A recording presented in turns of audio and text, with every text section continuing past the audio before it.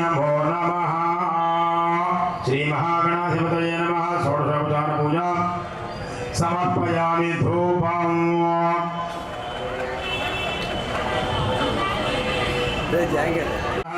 Agro सर्वदेवानां धूपमाग्रापयामि। साक्षात् सूर्य प्रत्यक्ष दीपं दर्शयामि। రెండు చేతుల साध्यं प्रवृत्ति संयुक्तं वह्निना योजितं वयं गुहानमङ्गलं देवं तेनोक्यविरापः या देवं प्रहृत्यामि देवाय परमात्मने हरिमां वरगात्रोरादिव्य ज्योतिर्नमोऽस्तुते। ॐ गणपतये नमो नमः। साक्षात् गोघृतदेवं समर्पयामि। नैवेद्यं पात्रं शुद्ध आचमनीयं समर्पयामि। नैवेद्यम् ॐ भगवस्वः सवितर्वरेण्यं भगवदेवस्य धीमहि धियो यो नः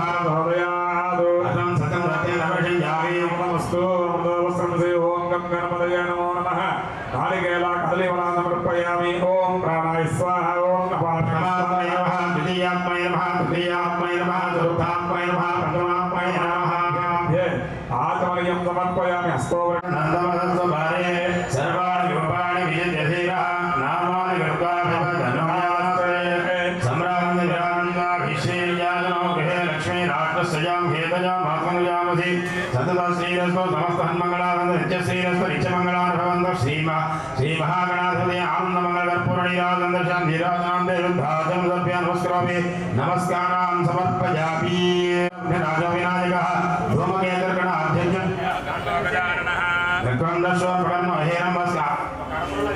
षोडशैदा नामानि पठे समयादपि विद्यारम्भे विवेहे दत्तवेशे निर्गम्यधायामि। భక్తులు ఇలా నమస్కారం చేసుకుని చెప్పుకోండి. ఆయుర్దేహి యశోదేహి శ్రియం సౌఖ్యం చ దేహి మే పుత్రాన్ పౌత్రాన్ పౌత్రాంశ్చ దేహి మే గణనాయక వినాయక నమస్తుభ్యం సతతం మోదక ప్రియః నిర్విఘ్నం కురు మే దేవ సర్వ కార్యేషు సర్వదా. అనేక ప్రార్థన నమస్కారాన్ సమర్పణ పూజా సత్రం ధారయామి. చామరేణ బీజాం మృత్యుంగర్షాం గీతం శ్రావయామి. బాజిత్యం హోజామి. ఆందోళికాం ఆరోహయామి. అగ్ని ప్రతిష్టాపనం కరిష్యే. అగ్నిమిధ్వా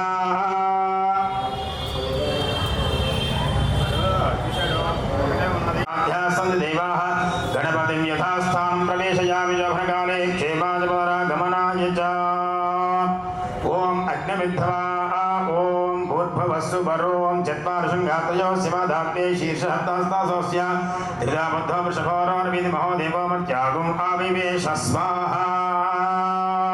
సప్తహస్తశ్చతుశృంగసప్తయుక్తోద్విశీర్షకः कृपा प्रसन्नवदन सुखासे नशयस्मृतः स्वाहां दिग्नैवा श्वेदेवीं वामे सुखातः इभ्रदक्षिण हस्तेष्टैक्यमन्नं सृजं सर्वं त्वमरं वदनं वामेन पात्रं धारयन् मेषारूढं जटाबद्धं गौरवर्णं महोदसं धूमध्वजं रोहिताक्षं सप्ताब्ज सर्वकामदम् आत्माभिमुखमासीनौ एवं ध्याजेच्छदाशनौ एष हि देव प्रतिशों सर्वः पूर्वो हि जातस्य उदर्भे अन्तः सविजायमानस्य जनिष्यमाण प्रत्यङ्मुख अभिमुखो भव सुप्रसन्नो भव वरदो भव यथोक्तयं वहे प्राणा ओं भूर्भुवस्सुवः तत्सवितर्वरेण्यं भर्गो देवस्य धीमहि धियो यो नः प्रचोदयात् सोदकेन नमः। वैश्वानराय नमः।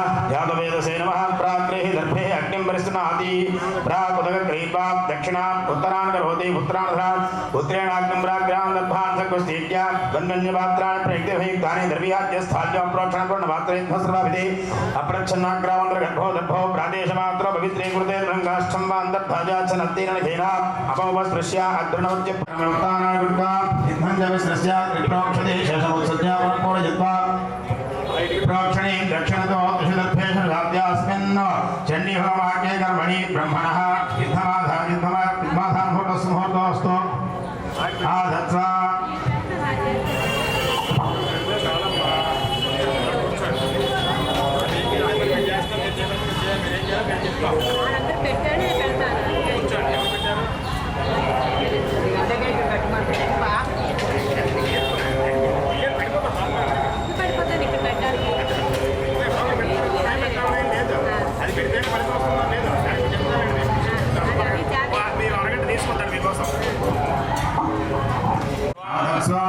युद्धराज्यं पूर्णमात्रेण धाजा आघारा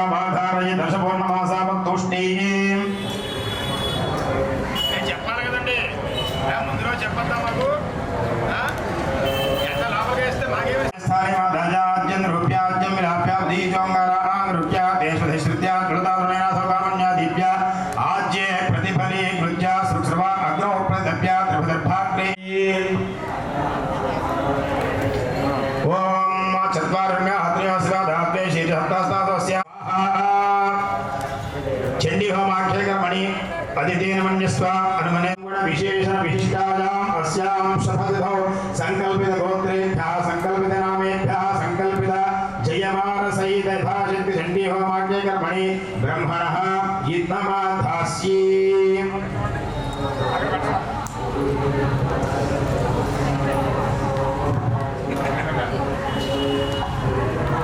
यज्ञमाधास्ये आधंस्व इत्फलजं पूर्णमात्रेण धर आघारामाघारय दशमोनमासावतोष्टे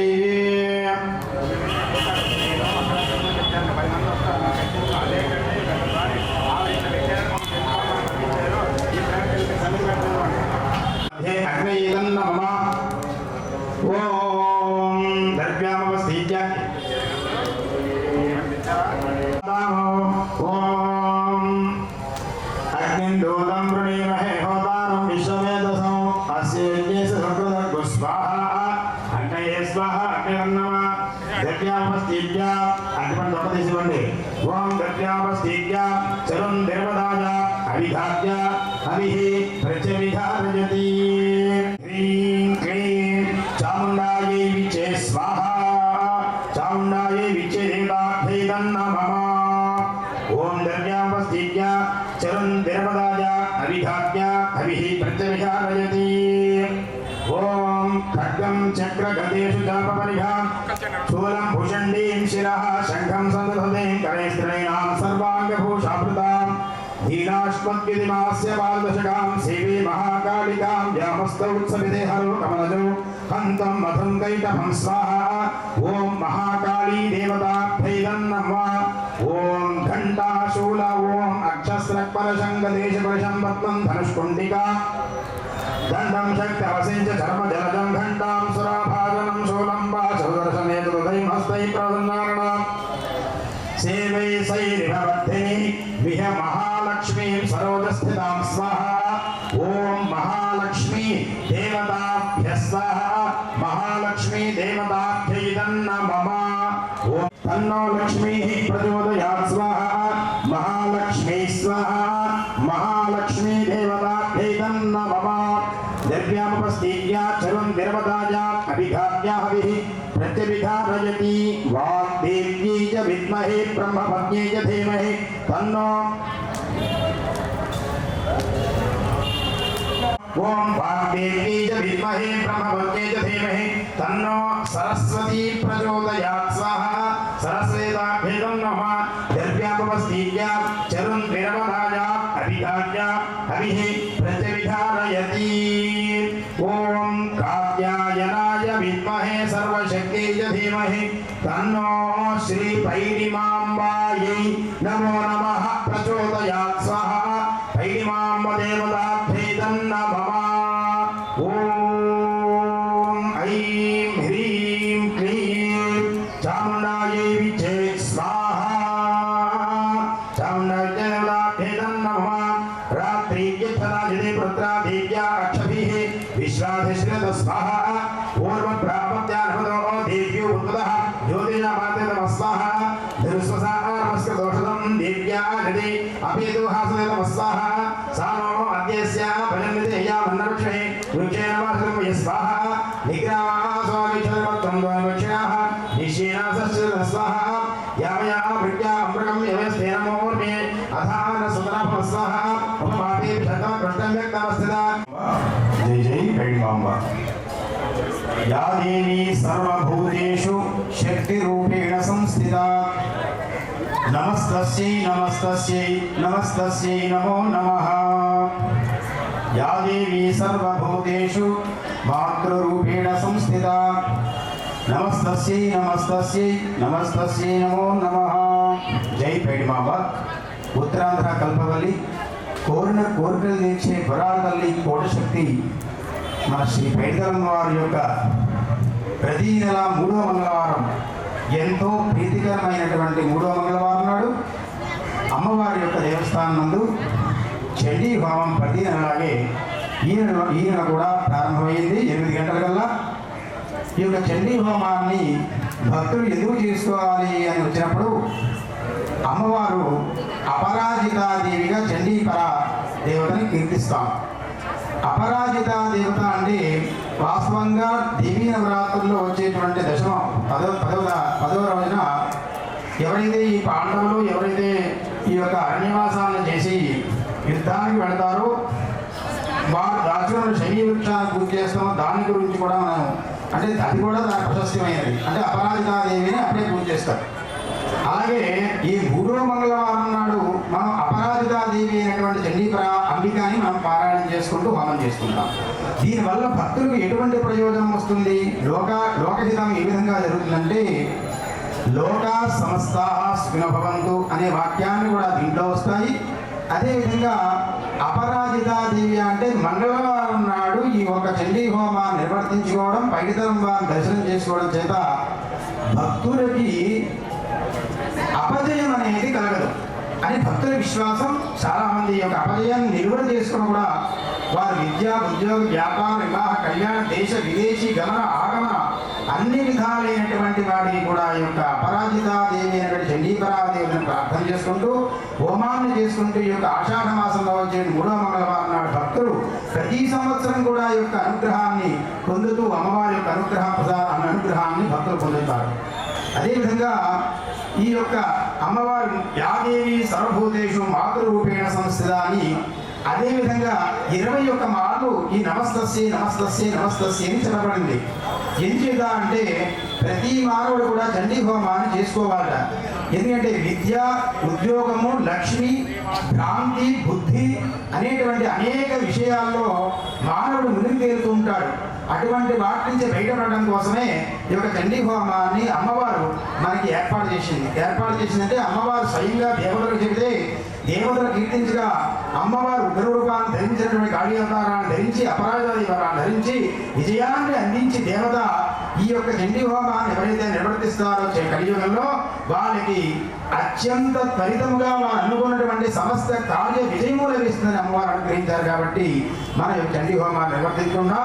ఉదయం నుంచి కూడా అమ్మవారి పంచామృతాభిషేకాలు, అదేవిధంగా వివిధ పుష్పాలంకరణ సేవ, వివిధ రాష్ట్రాల నుంచి కూడా భక్తులు విశేషంగా తరలిస్తూ అమ్మవారి యొక్క అనుగ్రహాన్ని భక్తులు పొందుతారు. జై పైడిమాంబ, జై జై పైడిమాంబ. కూడా సుమారుగా 40-45 మంది చేసుకుంటారు. మూలా నక్షత్రం పౌర్ణమికి వనంగుడి ఎందు, 3వ మంగళవారం పౌర్ణమి చంద్రగుడి ఎందు కూడా మనకి అమ్మవారి చండీ హోమం నిర్వర్తిస్తాం. ఈ చండీ హోమం ఎందుకు అంత ప్రశస్యమైంది అంటే జ్ఞానులైనటువంటి ఋషులు ఎంతో తపస్సు చేత భగవంతుణ్ణి అంటే అమ్మవారిని దర్శనం చేసుకోగలుగుతారు. మానవుడు భగవంతుణ్ణి తెలుసుకోవాలి అనేటువంటి ఆలోచన ధోరణి పక్కన పెట్టాలి కలియుగంలో. ఎందుచేతంటే ఋషులు ఎన్నో సంవత్సరములు వారు 1000 సంవత్సరాలు 10,000 సంవత్సరాలు ఇలాగా జీవించేవారు. వారికి ఆ జ్ఞానాన్ని ఆ యొక్క ఇదిని భగవంతుడు ప్రసాదం చేశాడు.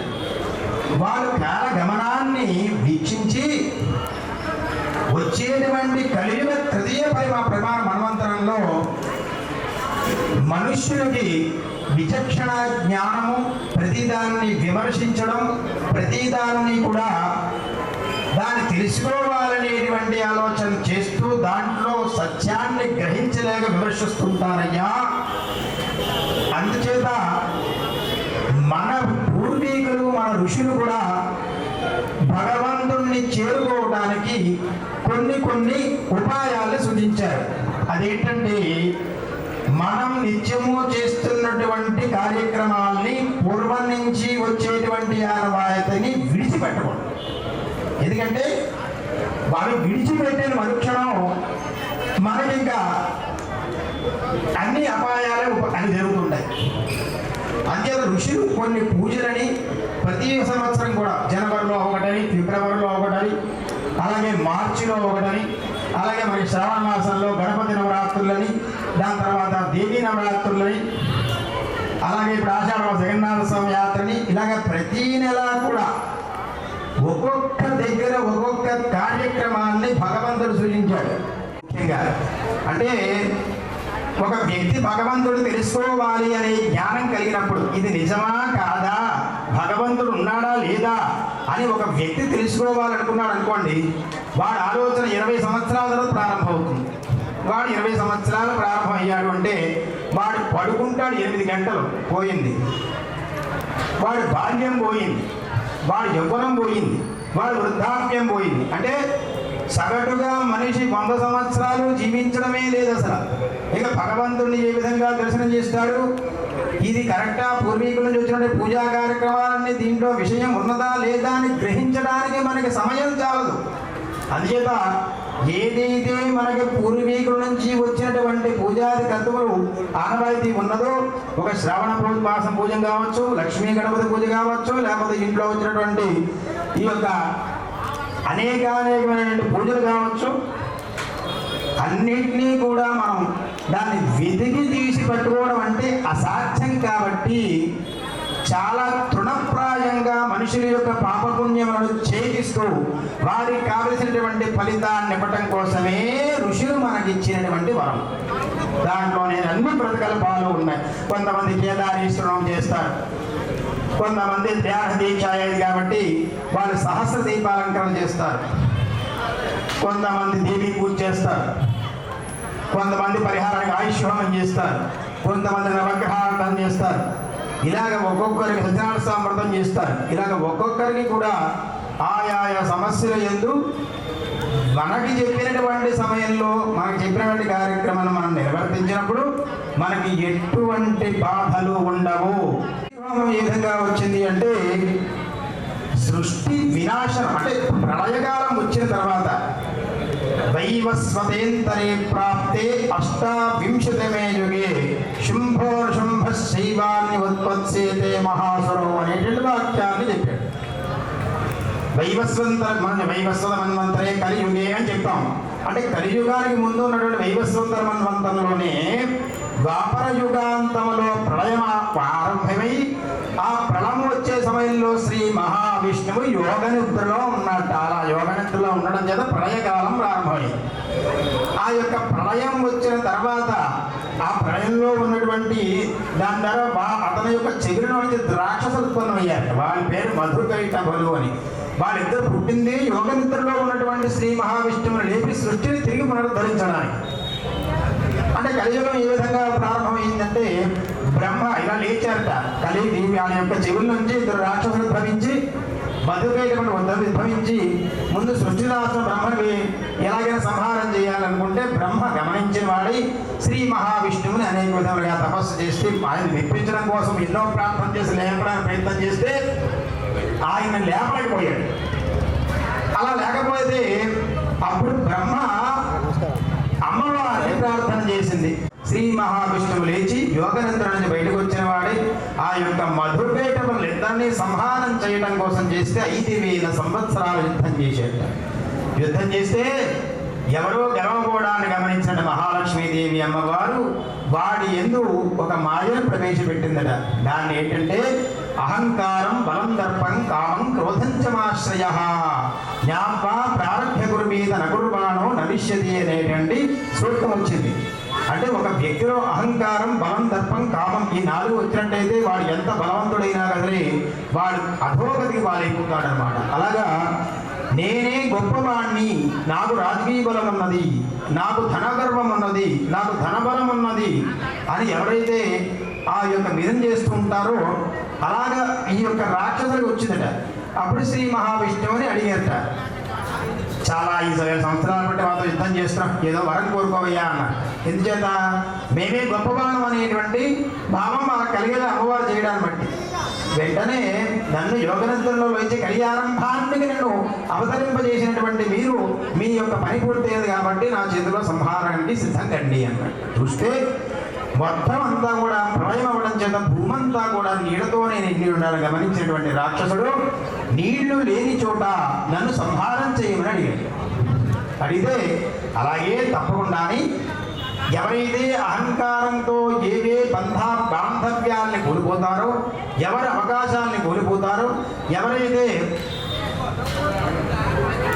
దూరమైనటువంటి వాళ్ళు ఉంటారో వాళ్ళందరూ కూడా ఈ యొక్క చండీ హోమంలో ఈ ద్వితీయోధ్యాయాన్ని ఎవరైతే హోమం చేస్తారో, ఎవరైతే శ్రవణం చేస్తారో వారు దూరమైపోయినవన్నీ కూడా తిరిగి ప్రాప్తించాలి అని వారు ప్రార్థన చేస్తే శ్రీ మహావిష్ణువు తథాస్తు అని తన తొడ మీద వాళ్ళిద్దరిని కూర్చోబెట్టి విష్ణు చక్రంతో ఖండించాడు. ఇది ఎవరు చెప్పారు మనకి? మేధా ఋషి అనే ఋషి చెప్పాడు. ఆ మేధా ఋషి ఎవరు అంటే కలి ప్రారంభంలో ప్రథమ చరణంలో మేధా ఋషి బ్రహ్మ ఈ సూర్యతనయ సూర్యుని యొక్క కొడుకు ఇదంతా పాలిస్తూ ఉంటాడు భూమండలాన్ని. పాలిస్తుంటే కలి ఆరంభంలో యోగ నిద్రలో ఉన్న యుద్ధం చేస్తున్న సమయంలో ఆ సమయంలో ఇక్కడ ఒక అంతర్యుద్ధాన్ని కలిగి తన మంత్రుడు సైనాధిపతులే అతన్ని ఓడించి అతన్ని గెంటేసేట రాజ్యాన్ని నుంచి వచ్చేసాడు. ఆయన అడవులకు వచ్చేసి ఆలోచిస్తున్నట్ట, నేను వచ్చేసాను, నన్ను ఇలా గంట పెట్టారు, వెళ్ళకూడదు నేను, ఇప్పుడు మా వాళ్ళందరూ ఏం చేస్తున్నారో ఏమిటో అని మదన పడుతున్నాడు. సరే, అక్కడే ఆశ్రమంలో తిరుగుతూ ఉన్నటువంటి ఒక వైశ్యుడు రాజును చూసి నమస్కారం చేసి అతని యొక్క కథ చెప్పేట. నేను బాగా డబ్బులు సంపాదించాను, ఎన్నో ప్రాంతాలకు వెళ్ళాను, ఎన్నో ధనాన్ని సంపాదించాను. ఆ ధనమంతటిని తీసుకొచ్చి భార్య భర్తలతో బిడ్డలతో చక్కగా ఉండాలి అనుకుంటే వాళ్ళు నా యొక్క ప్రేమ నన్ను ధనంతోనే నన్ను చూశారే తప్ప ప్రేమగా నా భార్య బిడ్డలు ఎవరు కూడా నన్ను చూడలేదు. తిరిగి నన్ను ధనాన్ని సంపాదించడానికి వెళ్ళిపోమన్నారు. కాబట్టి నాకు ఈ యొక్క సంసారం వద్దు, నేను సన్యాసాన్ని స్వీకరిస్తాను అని వచ్చేశారయ్యా. అప్పుడు మహర్షి చెప్పాడు, కలి ఆరంభంలో ఎవరైతే భూమి మీద జన్మిస్తారో తల్లి గర్భాన్ని నుంచి బయటకు వచ్చేటప్పుడు మాయను ఎలాగైతే కట్ చేసి పక్కకపోతుందో ఆ మాయ కట్ చేసిన వాడు ఎవరైతే ఉన్నారో ఆ బిడ్డకు అంటుకుంటుంది.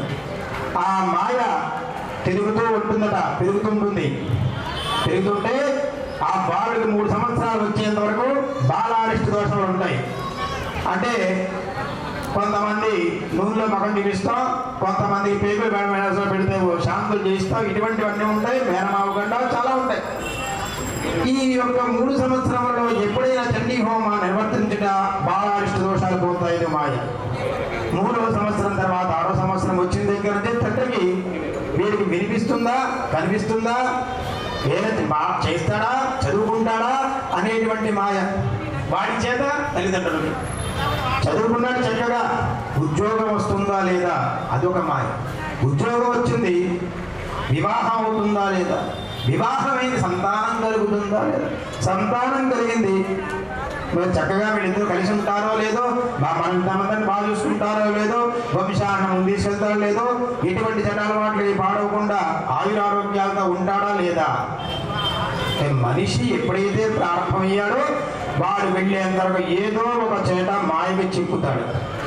అలా మాయకి చిక్కునప్పుడైనా అమ్మవారికి చండీ హోమాన్ని నిర్వర్తించుకున్నప్పుడు ఆ మాయ నుంచి బయటపడేసే దేవత ఎవరైతే ఉన్నారో ఆవిడే చండీ పరా దేవత, దుర్గా స్వరూపిణి అని చెప్పారు.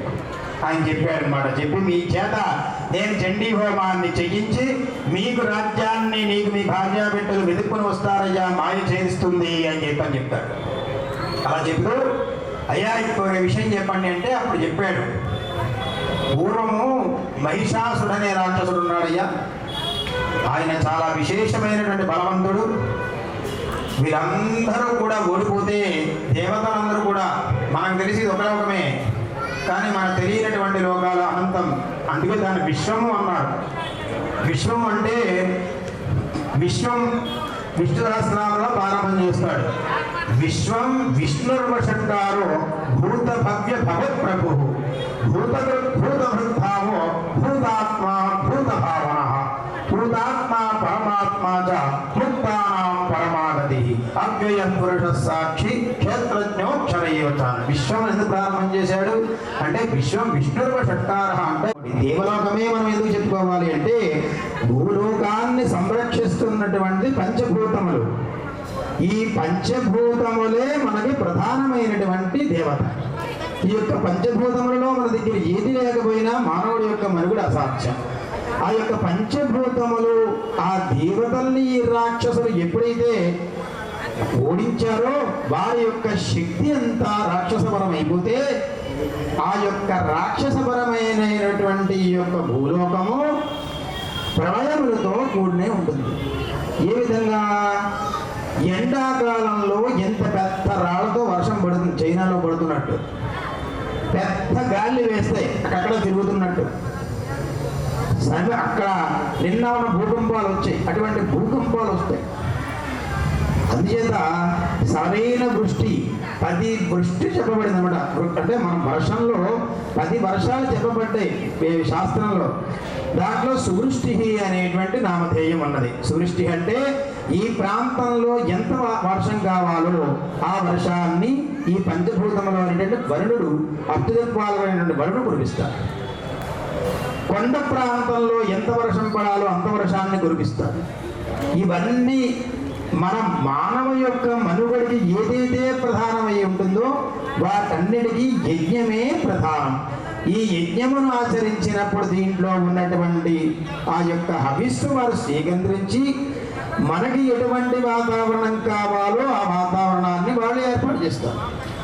ఈ యొక్క ఆవిర్భాగాన్ని వాళ్ళకి ఇవ్వనప్పుడు ఇటువంటి ప్రళయాలన్నీ వస్తాయి. అలాగా ఈ రాక్షసుడు అన్నింటినీ కూడా చేసి వాళ్ళని పరిగెత్తి వీళ్ళందరూ కూడా దేవతలందరూ కూడా వెళ్ళి బ్రహ్మ దగ్గరికి వెళితే బ్రహ్మ వెంట పెట్టుకుని శివుడి దగ్గరికి వెళ్ళాట. శివుడు ఊగిపోతూ మహావిష్ణు అందరూ వెళ్ళిపోతే ఈ యొక్క పరమేశ్వరుడు యొక్క ఆ యొక్క కోపము నుంచి ఒక శక్తి ఉద్భవించింది. ఆ శక్తిని మహాకాళి, మహాలక్ష్మి, మహాసరస్వతి దేవతల యొక్క కోపాగ్ని నుంచి కూడా ఒక శక్తి ఆవిర్భవించింది. అవి దేదీప్యమైనటువంటి దీపపు కాంతి వలె నుంచున్నదట.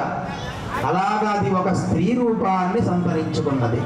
వారికి ఇంద్రాది అష్టదిక్పాలకులు వాళ్ళ దగ్గర ఉన్నటువంటి సమస్త ద్రవ్యాన్ని, అంటే వారి దగ్గర ఉన్నటువంటి వజ్రాయుధాన్ని, ఖడ్గాన్ని బహుకరించారట. ఇలాగ ఎవరి దగ్గర ఉన్నటువంటి వాళ్ళ శక్తిని ఆ అమ్మవారికి ఇస్తే ఆవిడ అనంత శక్తిగా ఏర్పడింది. అలా ఎందుకు ఏర్పడాలి?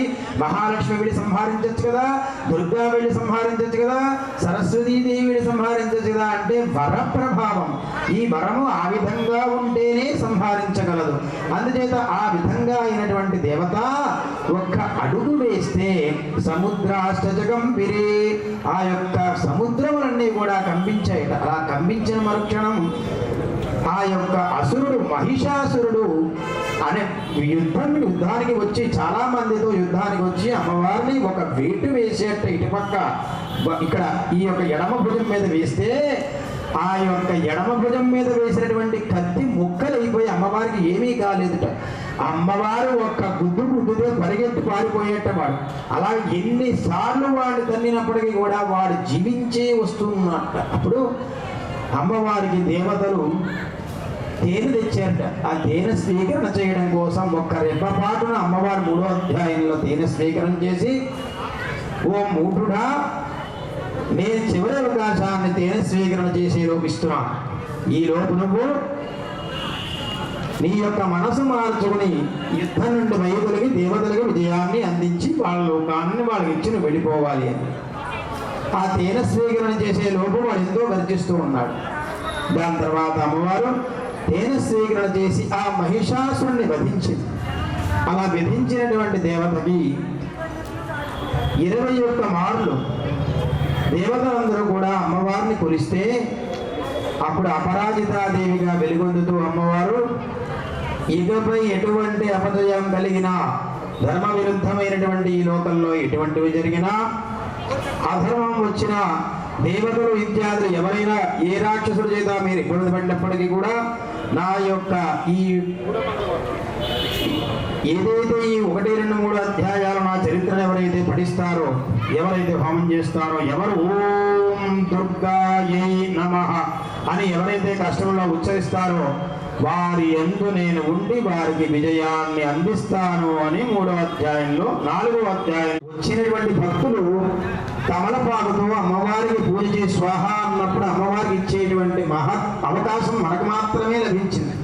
మనం ఇంకా ఎక్కడ ఏ దేవాలయానికి వెళ్ళినా మనం తమలపాకుతో ఒక పువ్వును పెట్టో, ఒక అక్షతలు పెట్టో, ఒక హోమంలో వేయడం అసాధ్యం. అంచేత పూర్వజన్మ సుకృతం ఉంటే తప్ప, అంటే మనం అమ్మవారికి ఎంతో ప్రీతికరమైనటువంటి వాళ్ళని అర్థం. అమ్మవారు యోచిస్తుందట. రాత్రి సమయం అనుకోండి, పోని మనం ఎలా పడుకుంటాం, అమ్మ పడుకోదు. వీడు నా దగ్గరికి వచ్చి వీడు ప్రార్థన చేశాడు, వీడు నా నమస్కారం చేశాడు, వీడికి ఎలాగైనా సరే ఈ యొక్క ఫలితం పోవాలి. ఏం చెయ్యాలి? సరే వీడి చేత మంగళవారం నాడు హోమం చేయిద్దాం. మీరు పంతులు గారి దగ్గరికి వెళ్ళారు, ఏమో బాబు చండీ హోమం చేసుకోండి అంటారు. ఆ విధంగానే అమ్మవారు మనసులో ధ్యానం చేసి ఈ మంగళవారం నాడు ఈ యొక్క దంపతుల చేత చండీ హోమాన్ని నా దేవాలయం దగ్గర నిర్వహింపజేసి ఆ ఫలితాన్ని వాళ్ళకి ఇవ్వాలి అని అమ్మవారు సంకల్పం చేస్తే తప్ప మనం తెల్లవారుజాము లేచి స్నానమాచరించి ఇవన్నీ కొనుక్కొని ఇక్కడికి వచ్చి అమ్మవారికి హోమం చేసుకోలేము. కాబట్టి అమ్మవారి యొక్క దేవాలయంలో అడుగు పెట్టడమే మనం పూర్వజన్మ సుకృతం ఉంటే తప్పు కలగదు. లేదంటే అతనికి జ్ఞానం విచ్ఛిన్నమయ్యి అలా రోడ్ల మీద వెళ్ళిపోతాడు.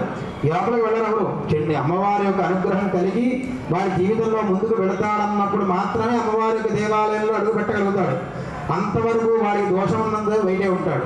అంచేత మనం అమ్మవారికి హోమమే చేసుకుంటున్నాం. కాబట్టి ఎంతో విశేషమైనటువంటి రోజున భక్తులు 14 తమలపాకులు మొదటి అధ్యాయంలో సర్దుకోండి. 14 తమలపాకులు సర్దుకొని ఉవాచ అన్నప్పుడు అమ్మవారికి మీరు తమలపాకుని హోమగుండంలో వేయడమే మీరు చేయవలసింది. జై పైడిమాంబ.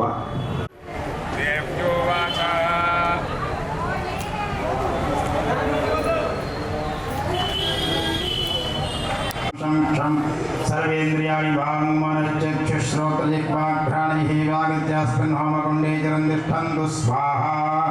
ॐ ऐं ह्रीं क्लीं चामुण्डायै विजये ॐ चण्डीप्राम्बिकायै नमः ध्यायामि नमः स्वाहा। ॐ चण्डीप्राम्बिकायै नमः ध्यायामि नमः स्वाहा। आवाहयामि नमः स्वाहा। आसनं परिकल्पयामि नमः स्वाहा। पाद्यं परिकल्पयामि स्वाहा। अर्घ्यं परिकल्पयामि स्वाहा। आचमनीं परिकल्पयामि स्वाहा। शुद्धोदकस्नानं परिकल्पयामि स्वाहा। वस्त्रं परिकल्पयामि स्वाहा। ओम गंधं परिकल्पयामि स्वाहा। ओम यज्ञोपवीतं परिकल्पयामि स्वाहा। ओम वेदं परिकल्पयामि स्वाहा। ओम वस्त्रं परिकल्पयामि स्वाहा। आभरणं परिकल्पयामि स्वाहा। धूपं परिकल्पयामि स्वाहा। दीपं परिकल्पयामि स्वाहा। ओम अमृत नैवेद्यं परिकल्पयामि। आज्य अमृत नैवेद्यं परिकल्पयामि स्वाहा। ओम मंत्रपुष्पं परिकल्पयामि स्वाहा। सर्वोपचार पूजां परिकल्पयामि नमः स्वाहा। ओम ऐं आत्मन्तं शोधयामि स्वाहा। ओम ह्रीं गुरु स्वाहा। ओम श्रीं क्लीं ह्रीं सप्तशतीके उद्यनं गुरु स्वाहा। ओम ह्रीं ह्रीं वं वं ऐं ऐं मृतसंजय मृत्ये मृतमुत्थापयोत्थाय ह्रीं ह्रीं ह्रीं वं स्वाहा। ओम श्रीं श्रीं क्लीं हूं ओम ऐं सभयमोहयोग्येर्घण्डं स्वाहा। ओम स्वाहा।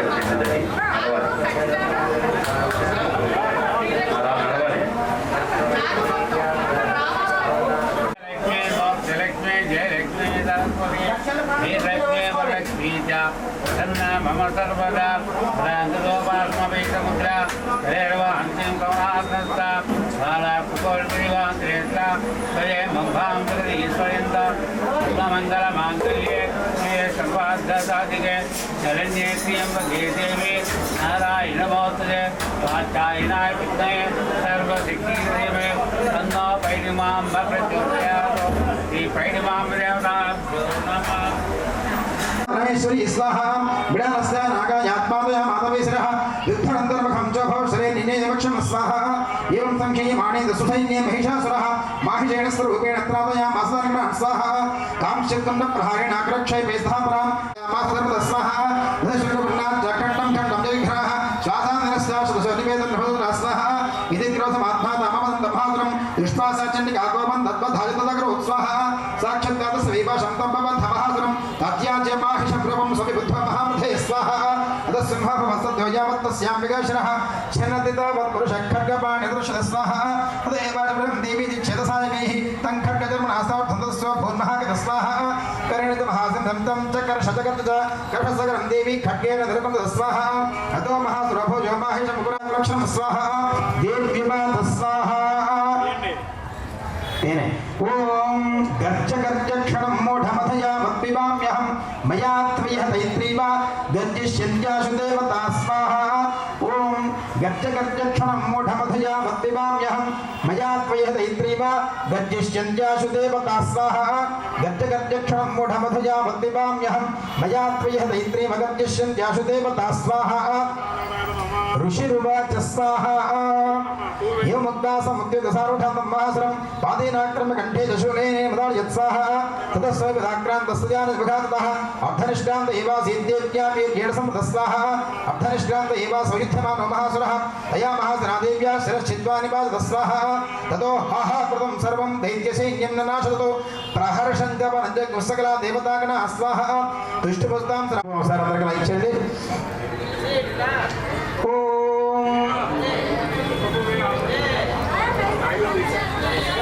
शिवाजी सततं नमः नम प्रकृत्यै भद्राजी नियता प्रणतास्पदां सांगायै सपरिवारायै समाहनायै साजुधायै सशक्तिकायै नागवल्ली दलत्वजयुतां सकुङ्कुम पुष्पाः अक्षैः अक्षतैः अभ्यर्जितां सकृतम् इमां मधुपुष्पं महाहुतिं हर्ष्यामि नमः स्वाहा जय बोलो माता महाराज्ञी की పరాదేవతకు జై దుర్గా మాతాకి జై పైడి మాంబ.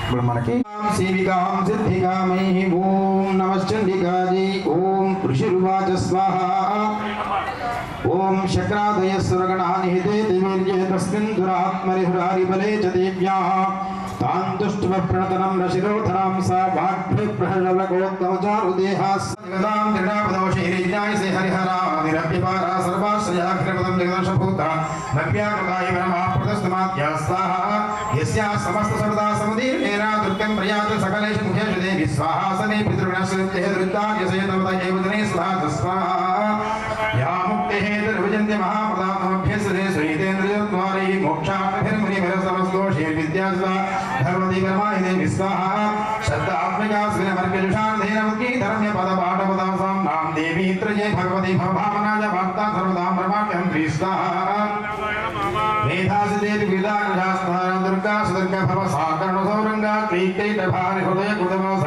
గౌరీ త్రైవశిషమరుగడ విష్ఠస్వాహా ఈశత్వహా సమలం పరిపూర్ణచంద్రం నిపార్కారకనకోత్తమకాంతికాం తం మధ్యధ్వతం ప్రథమాకర్షాధామి వక్రం విలోకసహసామిషాగ్రేణ స్వాహా దృష్ట్వాదేవి కృతం మధ్యదశాంక సదృశమయన్నద్యః ప్రాణాం మోచమహ్యస్తేత్రం గేర్జీవితే వివాదరేణ స్వాహా దేవి ప్రసీద పరమా భవతి భవాయ సద్యోగ్నాశీద కౌముదీ కులా విజ్ఞాతమేన ధనయస్తమన్యతం పరం సబరం భైషాదస్య స్వాహా హే సన్మదా జనపదే ధనాన్ తేషాం తేషాం యశాం సర్వధర్మర్గః ధర్మ్యాస్తయే వృతాప్రత్యారా యేషాం లాభేదాపదే వృన్నాస్వాహా ధర్మ్యార్థేవ సకరార్థే కర్మాణ్యజ్ఞాతప్రదనం సకృతే కరోతి స్ఫీతిముషేషంతో స్వస్థే స్మృతామతిమదేవ శుభాం వాసి దారిద్ర్య దుఃఖ భయహార్ణ్యకాత్వన్యా सर्वोपकारगणास्ताद्रयिता स्वाहा एकवेदनो न महितार्मिरहृदे विस्वाहा दृष्टेन कन्न भवति प्रकृतिभस्वर्वासुरादवित्प्रणष्टं लोकान् प्रियाद्रभद्रभूतायित्थं मद्रभृते द्विषाद्विद्धे स्वाहा खड्गप्रभारकर विस्फुरणेस्तोग्री शूलाद्रिकान्तर्मेहरसुराणां यन्नागता बलिमं शब्दं खण्डयोग्या नन्दपुरोगैदां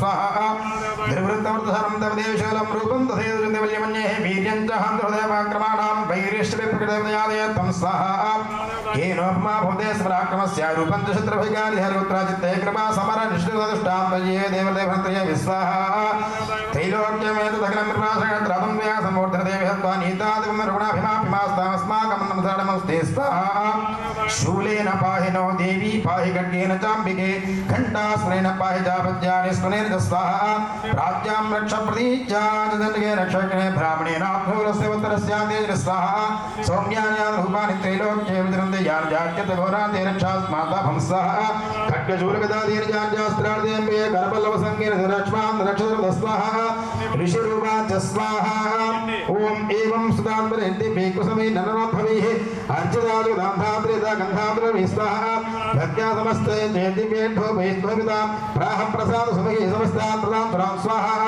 देव्यवा च स्वाहा प्रियतान्द्रियास्त्रिवेदस्मत्तभिवादितं स्वाहा देवा ऊचु स्वाहा भगवत्यां सर्वं न किञ्चित् विशिष्टे स्वाहा यदन्यः चतुरस्यां गायत्री नामधे स्यात् सिद्धमान स्फुरवान् क्षेमस्थैर्यधैर्यारोग्यैश्वर्यावर्यर्थं जटिहोमाध्यक्रमधारिणा अध्याये भाषन्ति होमं करिष्ये ॐ नमो देव्यै